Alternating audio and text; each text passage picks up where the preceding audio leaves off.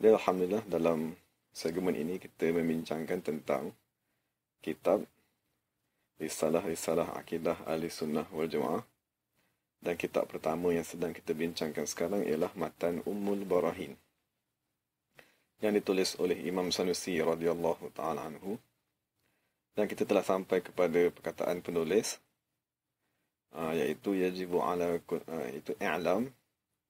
Setelah penulis menceritakan tentang hukum akal, dan pada pengajian yang lalu kita dah bincangkan tentang beberapa perkara yang amat penting dalam memahami hukum akal dan kepentingannya dalam menjaga akidah Ahli Sunnah wal Jamaah.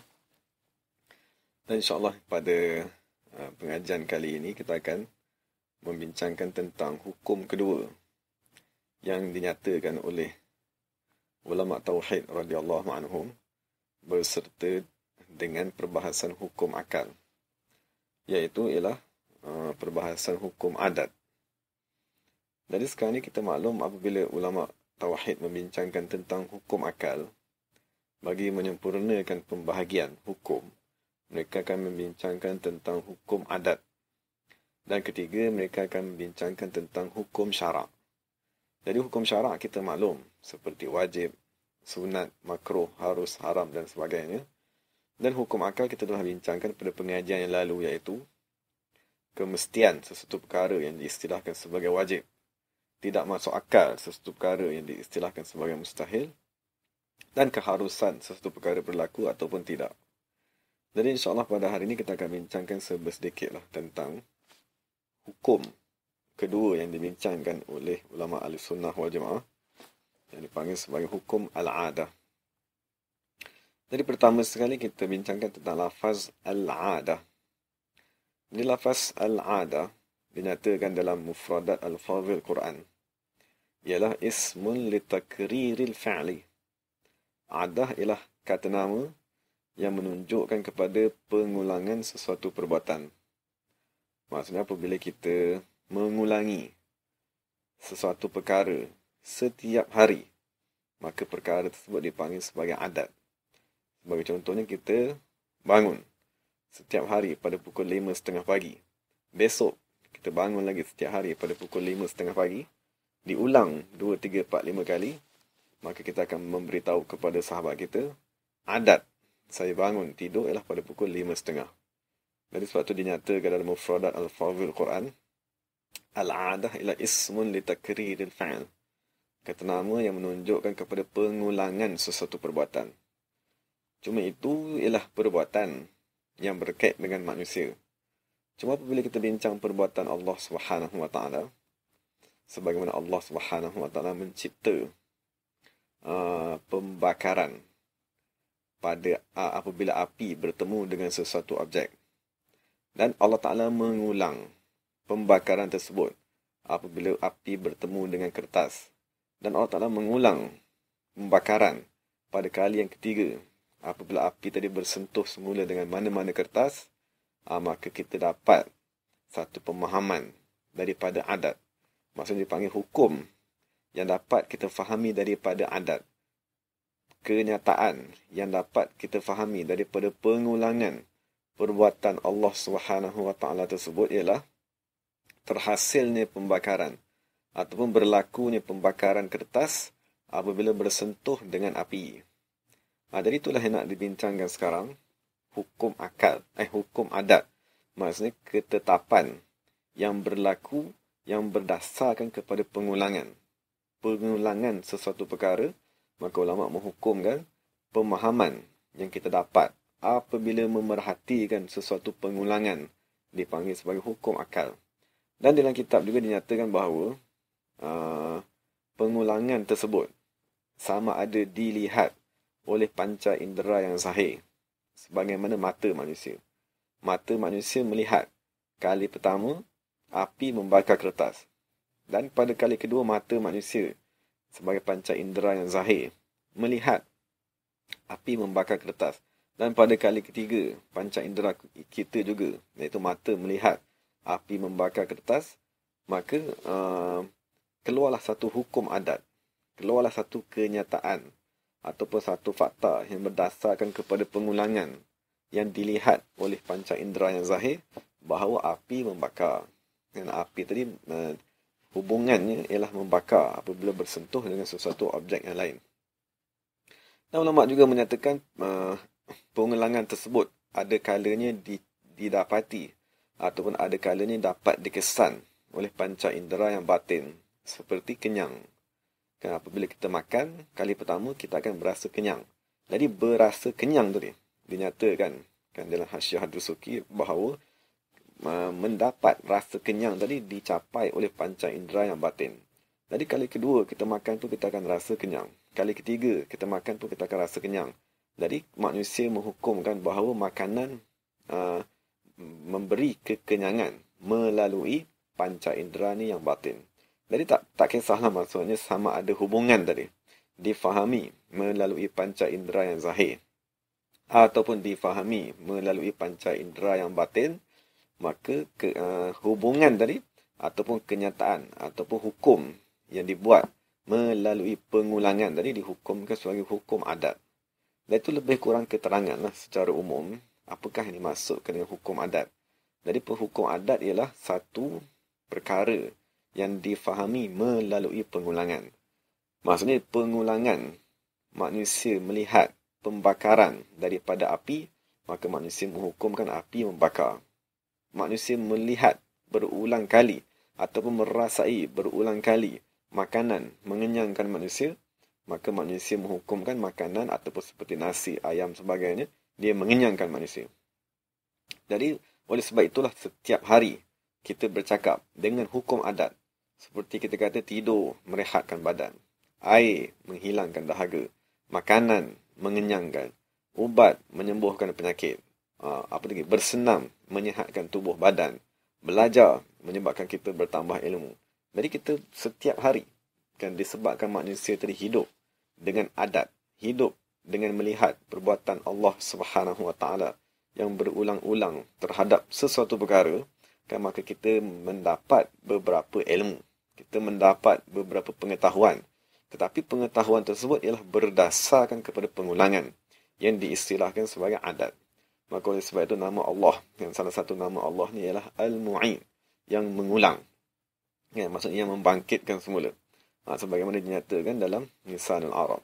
Jadi sekarang ni setelah kita mengetahui hukum adat ialah pemahaman ataupun hukum yang difahami oleh manusia, ikatan antara dua perkara yang difahami oleh manusia melalui pengulangan sesuatu perkara. Maka yang paling penting di dalam ilmu tauhid, apakah yang perlu diiktikadkan oleh umat Islam? Apakah yang perlu difahami dan dipercayai oleh kita Muslim ahli sunnah wal jamaah apabila kita melihat api membakar dan apabila kita melihat ataupun kita merasai makanan mengenyangkan. Jadi yang dinyatakan oleh ulama tauhid ialah wajib ke atas umat Islam beriktikad ikatan tersebut. Berlakunya ikatan duna ta'thir, tanpa ada sedikit pun memberi kesan. Maksudnya apabila kita melihat api membakar sesuatu kertas, maka ahli sunnah wal jamaah menghukumkan Allah Subhanahu Wa Taala mencipta pembakaran. Maksudnya apabila kita memegang satu kertas dan kita dekatkan kepada api, kita akan melihat kertas tadi terbakar. Tapi ahli sunnah berkata, pembakaran yang berlaku di kertas tercipta dengan kudrat daripada Allah Subhanahu Wa Taala. Cuma Allah Subhanahu Wa Taala mencipta pembakaran apabila berlaku hubungan antara kertas dengan api. Oleh sebab itu ulama berkata, indahu ataupun indaha, terciptanya pembakaran. Allah Ta'ala mencipta pembakaran pada kertas, indaha, ketika dia bertemu dengan api. Maksudnya Allah Ta'ala mengikat pembakaran dengan bertemunya sesuatu objek tadi dengan api. Tetapi ulama ahli sunnah menegaskan, la biha, tidaklah pembakaran tersebut berlaku dengan sebab api tadi. Maksudnya api tidak mempunyai kuasa. Api tidak mempunyai kudrat sendiri. Api bukanlah satu makhluk yang berdiri sendiri, yang boleh melakukan apa saja mengikut kehendaknya dengan iradatnya sendiri. Maka kita ahli sunnah wal jamaah beriktikad bahawa Allah Subhanahu wa taala lah yang mencipta pembakaran. Allah Subhanahu wa taala yang mencipta kekenyangan. Allah Subhanahu wa taala yang mencipta rasa hilang dahaga tadi. Allah Subhanahu wa taala lah yang memberi segala yang dikurniakan kepada manusia. Cuma Allah Subhanahu wa taala zahirkan kurniaan-kurniaan. Allah Subhanahu wa taala zahirkan perkara-perkara tersebut apabila bertemu, apabila berhubung dengan sesuatu perkara. Sebagaimana Allah Ta'ala mampu mencipta rasa kenyang kepada manusia apabila dia makan, maka kita perlu beriktikad juga bahawa Allah Subhanahu Wa Ta'ala mampu mencipta rasa kenyang kepada manusia walaupun dia tidak makan. Maksud sekarang ni, disebabkan kita melihat secara berulang kali, kan kita makan setiap hari kita berasa kenyang. Kita makan lagi kita berasa kenyang. Kita makan lagi kita berasa kenyang. Jadi sekiranya manusia tadi lalai, lupakan Allah Subhanahu Wa Taala, maka dia akan mengikat dirinya pada makanan. Dia akan beriktikad, kan, makanlah yang menyebabkan kekenyangan. Sekiranya aku tidak makan tadi, aku akan lapar.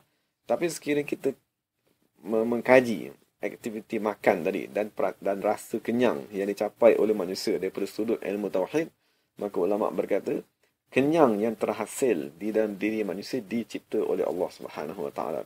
Kenyang yang dirasai oleh manusia dicipta oleh Allah Subhanahu Wa Taala, bukan dicipta oleh makanan tersebut. Begitu juga rasa hilangnya dahaga. Kan apabila kita minum air, kita rasa lega atau kita rasa hilang dahaga, maka ulama ahli sunnah menyatakan bahawa Allah Subhanahu Wa Taala lah yang mencipta rasa tersebut. Dialah yang mencipta rasa kenyang. Dialah yang mencipta rasa manis. Dialah yang mencipta apa segala rasa yang kita dapati dalam diri kita. Tetapi Allah Ta'ala ikat ataupun Allah Ta'ala zahirkan rasa tersebut apabila manusia minum. Kerana Allah Ta'ala zahirkan pembakaran apabila bertemu dengan api. Allah Ta'ala zahirkan rasa, menciptakan rasa kekenyangan tadi apabila manusia tadi makan. Jadi itu perkara yang amat penting. Maksudnya kita tadi tidak lalai. Dan kita tadi hendaklah sentiasa beriktikad bahawa yang memberi kesan, yang boleh menggerakkan sesuatu, yang boleh mencipta sesuatu, yang boleh memberi manfaat, yang boleh memberi kemudaratan, yang boleh memberi sakit, ialah Allah Subhanahu Wa Taala. Tetapi Allah Ta'ala mencipta dunia dengan sebab musabab. Allah Ta'ala zahirkan penciptaan-penciptaannya pada sesuatu sebab, supaya manusia mudah untuk memahami, supaya manusia tadi boleh mempelajari. Jadi sebagaimana dinyatakan dalam tafsir Qurtubi, Imam Qurtubi radhiyallahu ta'ala anhu menyatakan bahawa, maksudnya apabila dia mensyarahkan ayat daripada surah Waqi'ah, وَتَجْعَلُونَ رِزْقَكُمْ أَنَّكُمْ تُكَذِّبُونَ. Maksudnya Imam Qurtubi menyatakan bahawa sesungguhnya apa saja yang dikurniakan kepada manusia daripada kebaikan.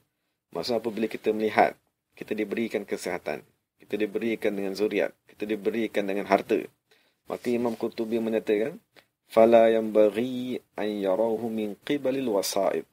Jangan sekali-kali, tidak sepatutnya manusia tadi memandang kebaikan yang ada pada dirinya dengan memandang kepada perantaraan sebab musabab. Maksudnya apabila kita dikurniakan dengan kesihatan, kita kata dengan sebab ubat inilah. Ataupun kita kata apabila kita dikurniakan dengan harta, maka kita kata dengan sebab usaha dakulah. Atau apabila kita dikurniakan dengan sedikit ilmu pengetahuan, maka kita pun berkata dengan sebab kerajinanku lah. Maka Imam Qurtubi berkata, fala yang bagi, tidak sepatutnya. Bal yang bagi an yarauhu min qibalillahi ta'ala.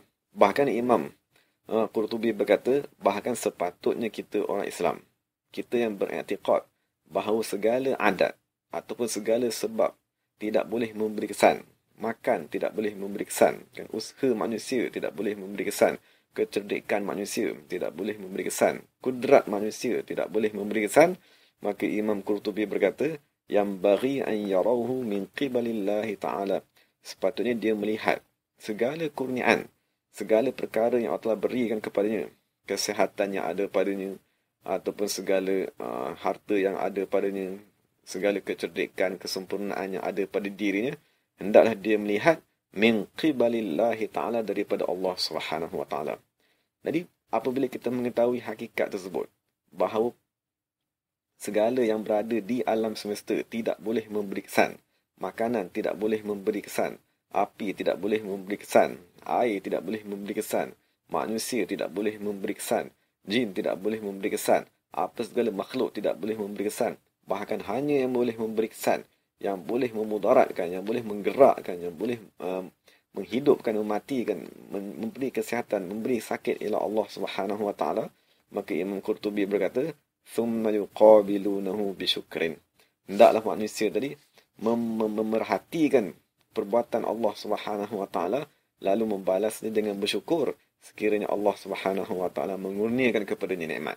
Maksud apabila kita dikurniakan dengan kesihatan, jangan sekali-kali kita beriktikad kesihatan tadi datang kerana senaman yang kita semata-mata senaman, ataupun dengan sebab ubat lah yang kita makan, ataupun dengan sebab segala pantang larang yang kita buat.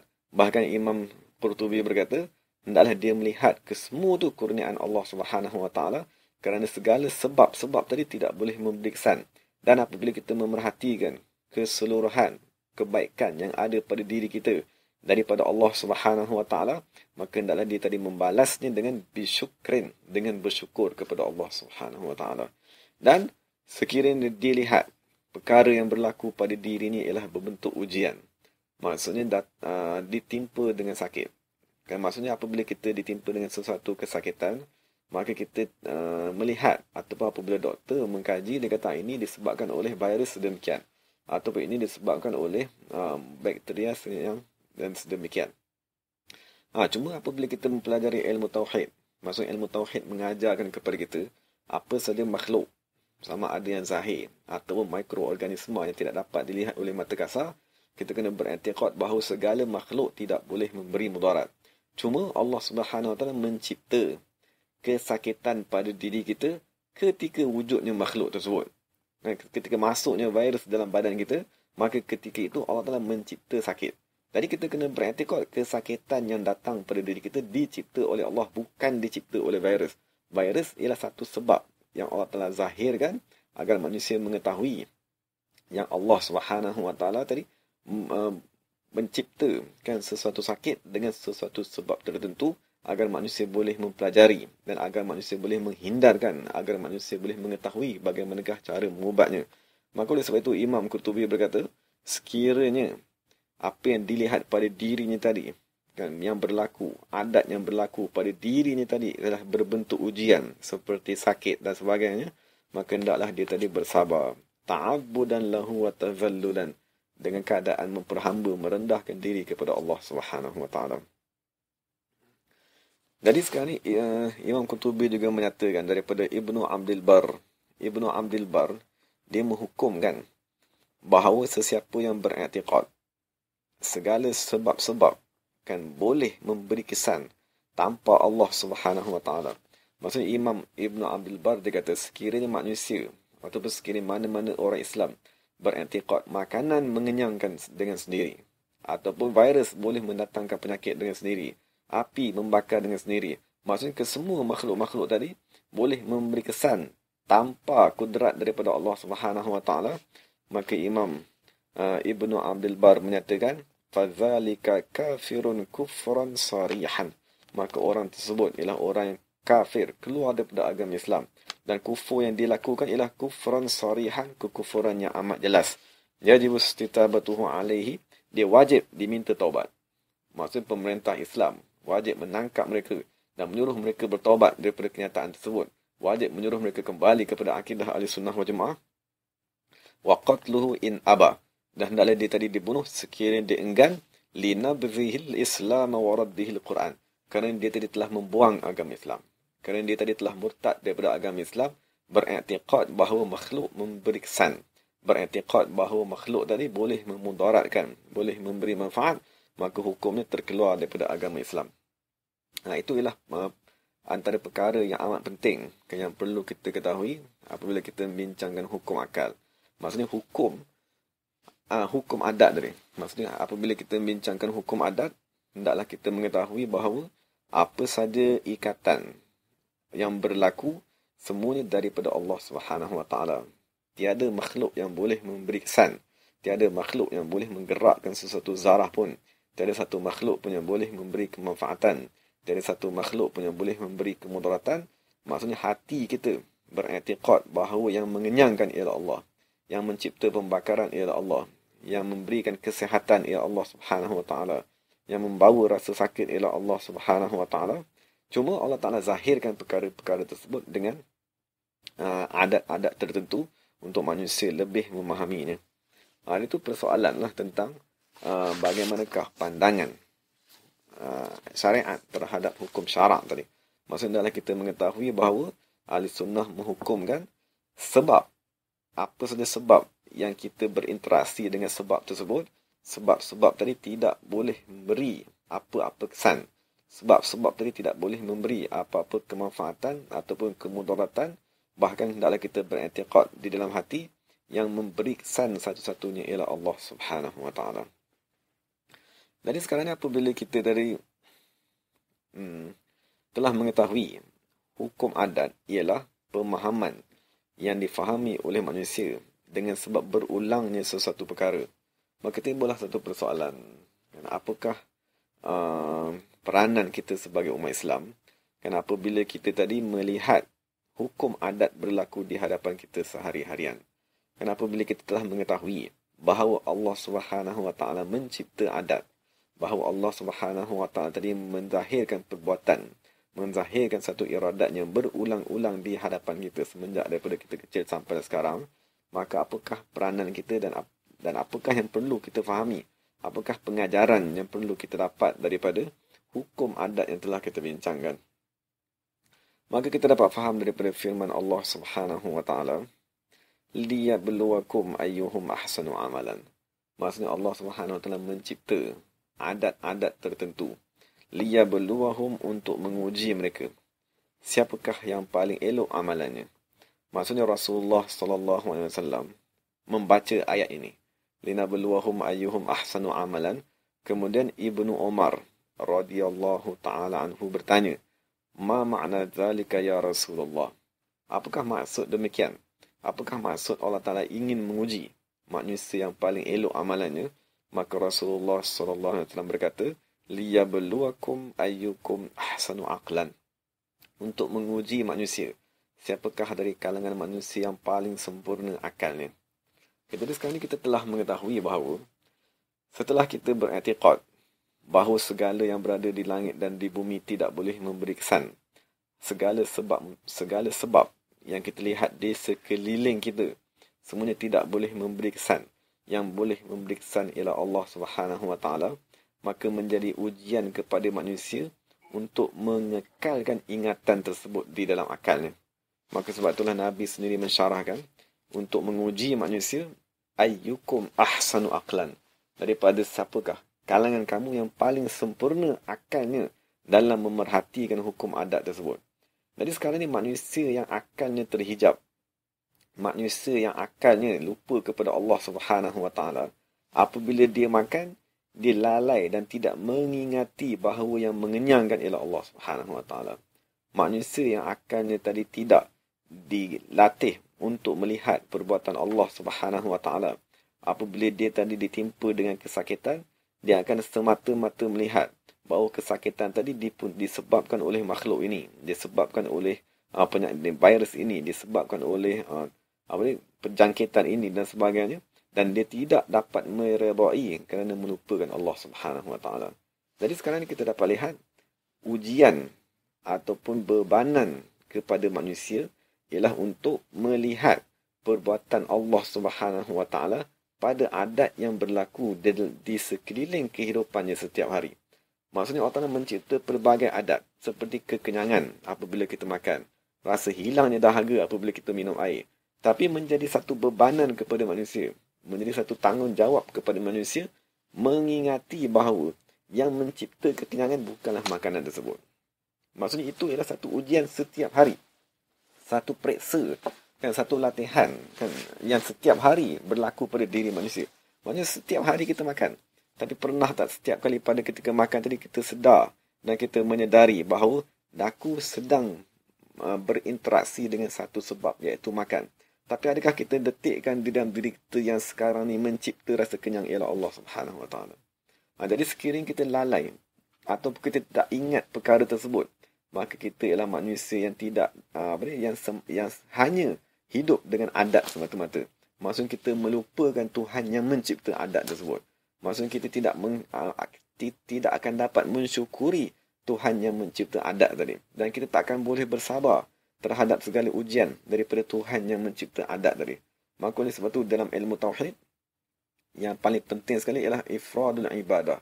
Maksud kita tadi mengesakan segala aktiviti peribadatan kita mesti melihat bahawa segala-galanya daripada Allah Subhanahu Wa Taala. Okay, jadi sekarang kita ulang balik semula. Maksud persoalannya, apakah tanggungjawab manusia ataupun apakah hikmat Allah Subhanahu Wa Taala menjadikan adat yang berulang-ulang di hadapan manusia. Jadi tujuannya ialah liyabluwakum ayyukum ahsanu amalan. Untuk menguji manusia, siapakah daripada mereka yang paling sempurna sekali menggunakan akalnya dalam memerhatikan aktivitinya di sekeliling, dalam memerhatikan apa saja yang dia lakukan setiap hari. Jika manusia tadi akalnya terhijab, ataupun manusia tadi tidak berusaha membersihkan akalnya, tidak berusaha untuk mengikat akalnya dengan Allah Subhanahu Wa Taala, maka dia akan tenggelam dengan sebab. Maksud dia akan sentiasa melihat sebablah yang memberi kemanfaatan. Dia akan melihat makanan inilah yang memberikan kekenyangan. Dia akan melihat ubat inilah yang akan memberikan kebaikan. Dan apabila seseorang manusia memberikan sesuatu kurniaan kepadanya atau memberikan bantuan, dia akan lupa langsung kepada Allah Subhanahu Wa Taala yang mentakdirkan bantuan melalui manusia tersebut. Dia hanya tersangkut dan dia hanya melihat sebab-sebab yang ada di hadapannya. Jadi menjadi ujian, menjadi tanggungjawab kepada manusia untuk tidak terhijab dengan sebab tersebut. Untuk membersihkan hatinya dan membuka pemandangannya, melihat bahawa Allah Subhanahu Wa Taala ialah Rabbul Alamin, yang menjaga alam semesta. Dialah yang mentadbir alam semesta. Dialah yang mencipta segala yang berlaku di alam. Dialah Qayyumus Samawati wal Ard. Allah Subhanahu Wa Taala lah yang mendirikan langit dan bumi. Jadi sekiranya kita asyik terhijab dengan sebab, kita hanya memandang kepada manusia, kita hanya memandang kepada makhluk, dan kita hanya memandang kepada sebab-sebab yang Allah Ta'ala zahirkan di hadapan kita, maka kita tadi sampai bila-bila pun amat susah untuk mengenal Allah Subhanahu Wa Taala. Dan sampai bila-bila pun kita tidak amat susah untuk mensyukuri nikmat Allah. Dan sampai bila pun kita amat susah untuk bersabar kerana kita hanya melihat zahir sebab. Kita tak boleh mengembalikan segala yang berlaku di hadapan kita, segala kurniaan, segala kebaikan, segala kemudaratan tak dapat dikembalikan kepada Allah Subhanahu Wa Taala. Maka amat susah untuk manusia tadi bersyukur. Dan amat susah untuk manusia tadi bersabar terhadap ujian yang Allah Ta'ala zahirkan kepadanya. Dan Imam Fakhruddin Ar-Razi berkata, itulah makna firman Allah Subhanahu Wa Ta'ala, ilallahi marji'ukum. Kepada Allah semata-mata lah. Hanya kepada Allah semata-mata tempat kembali kamu. Maksudnya dinyatakan di akhirat. Apabila kita kembali ke alam akhirat, hanya kepada Allah lah tempat kembali. Maksud kita akan melihat di akhirat kebaikan daripada Allah Subhanahu Wa Taala, kurniaan syurga daripada Allah Subhanahu Wa Taala, segala nikmat daripada Allah Subhanahu Wa Taala. Jadi Imam Fakhruddin Ar-Razi berkata, sekiranya di akhirat manusia kesemuanya akan menyedari bahawa wa ilallahi marji'ukum, kepada Allah semata-matalah tempat kembali kamu, maka menjadi satu tanggungjawab manusia semasa dia berada di dunia untuk beriktikad juga bahawa kepada Allah jugalah tempat kembali. Kepada Allah jugalah tempat kita bergantung dan tempat kita memerhatikan segala kesan-kesan dan segala nikmat yang Allah Ta'ala berikan kepada kita. Dan itulah juga sebenarnya yang kita baca setiap hari, Qul huwallahu ahad, Allahus samad. Dan kepada Allah dah tempat bergantung. Maksudnya jangan sekali-kali kita bergantung kepada sebab. Jangan kita beriktikad sebab boleh memberi kesan. Dan jangan sekali-kali kita beriktikad sebab kan ataupun makhluk boleh memudaratkan. Kerana hukum adat tadi hanya mengajarkan kepada kita hubungan bahawa api mempunyai hubungan dengan pembakaran. Tetapi pengulangan sesuatu perkara yang berterusan di hadapan kita, pengulangan aktiviti tadi tidak menunjukkan bahawa api mempunyai kudrat sendiri untuk membakar. Bahkan ahli sunnah menyatakan, Allah Subhanahu Wa Taala menyatakan, innallaha ala kulli syai'in qadir. Sesungguhnya Allah Subhanahu Wa Taala amat berkuasa ke atas segala sesuatu. Maka tiada kudrat pada api untuk membakar, tiada kudrat pada makanan untuk mengenyangkan, dan tiada kudrat pada manusia untuk memudaratkan, dan tiada kudrat pada apa saja makhluk untuk memberi kemanfaatan dan kemudaratan. Jadi moga-moga dengan perbahasan tadi kita dapat memahamilah serba sedikit tentang hukum adat, iaitu pengulangan yang Allah Subhanahu Wa Taala zahirkan, tetapi pengulangan tersebut tidak memberi kesan. Bahkan yang perlu kita i'tiqad sebagai ahli sunnah wal jamaah, yang mencipta sesuatu perkara apabila bertemu dengan sesuatu sebab ialah Allah Subhanahu Wa Taala. Maka moga-moga kita dapat lebih bersyukur dengan segala kurniaan yang Allah Ta'ala kurniakan, dan kita boleh bersabar terhadap segala ujian yang Allah Ta'ala zahirkan di dunia. InsyaAllah kita sambung pada pengajian yang akan datang. Wa aqulu qawli hadza wa astaghfirullahal azim li wa lakum wa li sa'iril muslimin wal muslimat. Assalamualaikum warahmatullahi wabarakatuh.